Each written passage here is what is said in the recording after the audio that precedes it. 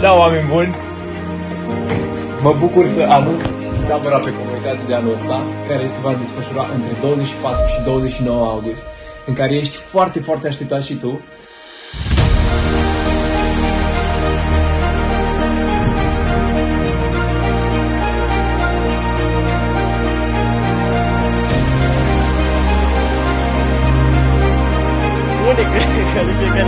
Mai vreau să particip și la anul, dacă se poate.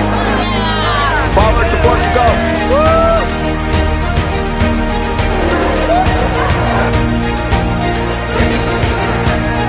Cum vi se pare această tabără? Ce trebuie?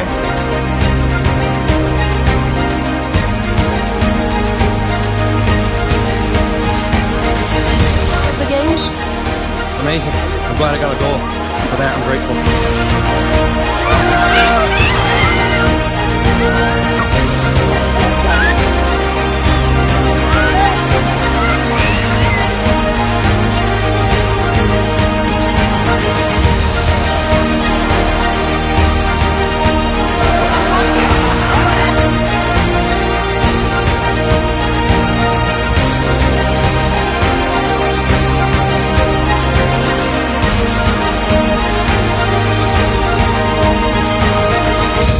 Haide și tu!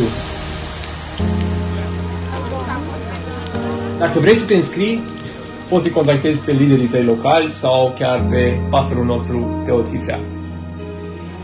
3, 2, 1, si!